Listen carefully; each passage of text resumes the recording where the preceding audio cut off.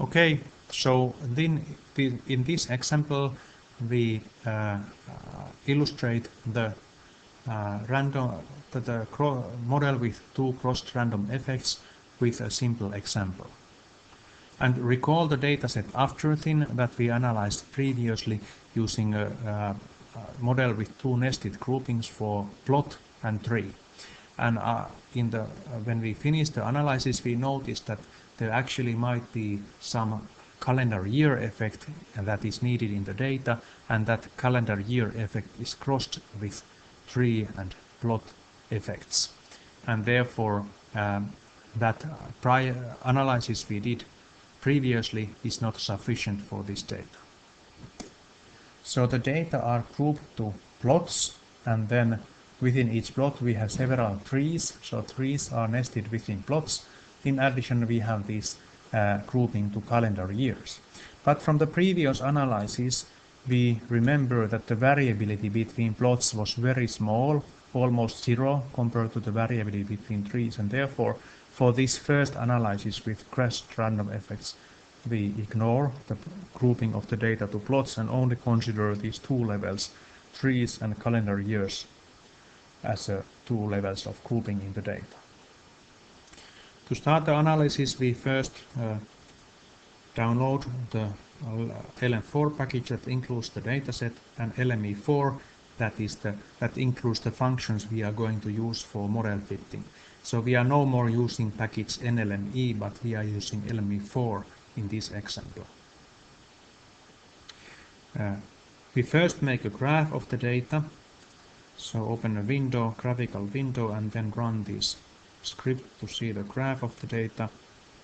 We already have seen this graph before, so it shows that so the individual lines here show individual trees, and then the x-axis include calendar years, and now we see that for a certain calendar year, like in 1994, it seems that all trees have a peak in the line, and it seems that they have the ring basal area for this particular calendar year is on average higher than for the same tree on average. So the trees seem to have grown better in this year, and it occurs to most of the trees. On the other hand, in 1999, almost all trees have grown very poorly compared to the for example, to the average, and then the next year, 2000, they again have grown very well. So it seems that there really seems to be some effect of calendar year, which can be actually explained by that in a certain year the weather conditions are better for growth and all trees grow better, whereas in some other year, some other summer, the weather is cold, maybe not enough rains, and so on, and the trees don't grow that well. And that the weather conditions are common to all trees because these trees have been collected from or measured from some quite small area, so they are growing in the similar weather conditions, all trees. But now our data, when we dropped the plot effects, we need to be careful with this tree ID. When we look at the tree IDs, we see that on some plots the tree numbering starts from 1, and then it can start again from 1 from another plot. So if we don't just drop the plot ID from the model and then say that the tree ID is giving the grouping to the data, then all trees that have been coded as tree number 1 or tree number 2, all observations from those trees are regarded as the observations from the same tree. So we need to recode the tree ID so that same tree number on different plots are not mixed. And this is done in this command. So we generate a new tree ID that is called tree2. And now when we look at this, we see that the tree ID is now a combination of plot and tree, plot ID and tree ID, and then it means that then we have a unique number for every single tree in the data. Then let us fit the model using this function LMER that is in the package of LM4. And the fixed part is the same as before, so we specify it as a SG class. So this SG class has been coded as a factor, so it now understands that it has 4 levels. And then we have the current age here, but then the random effects are specified by this kind of command where we first within parentheses we specify first this number 1 here specifies that we have only random intercept, then we have vertical bar, and after the vertical bar we specify the grouping, the variable that specifies the grouping at this level. So this term here tells that we have a random intercept for every tree, and this specifies that we have a random intercept for every year as well. And that is all we need for this simple model. So let us fit the model. We fitted the model, and let us now look at the summary of the model. So here we see it. So we see here are our estimates of random effects and fixed effect. First, here we see the fixed effect. So the growth for a control class was, or the ring base layer area was 118, and then the difference between the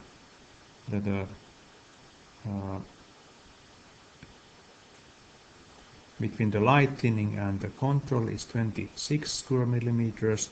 That between the moderate is and light is 142, and that between the heavy and light control is 220 square millimeters per year. And the current age, the coefficient for current age is 4.424. And now if we want to look at the variances which are interested in this context, we see that the residual standard deviation is 83 square millimeters per year, and the variability between trees is 157, and the variability between years is 29.89 square millimeters.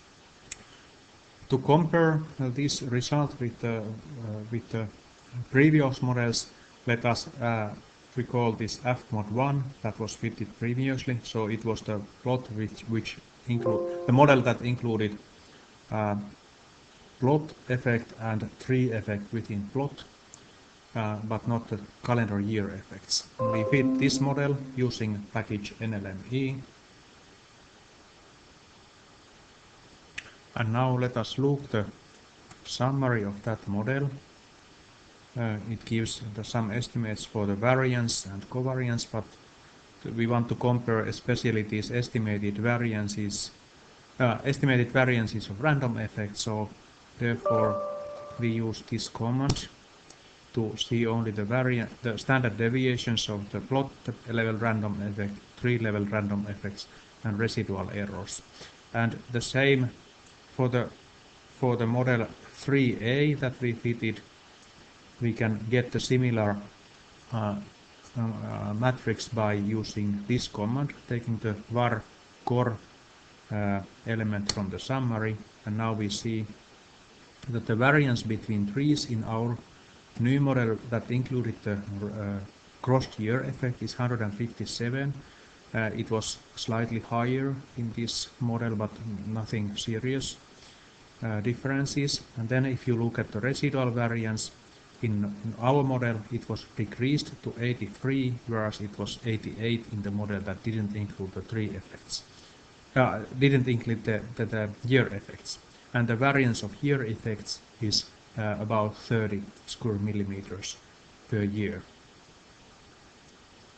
And what is interesting here, that now that we are able to reduce the residual variance, it often means that now we are getting lower p-values from this model compared to the model where we ignore the calendar year effects.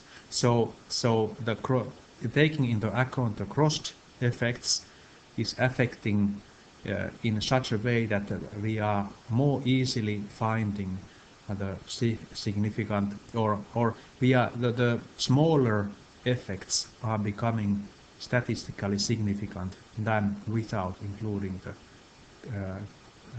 crossed effects, at least in some cases.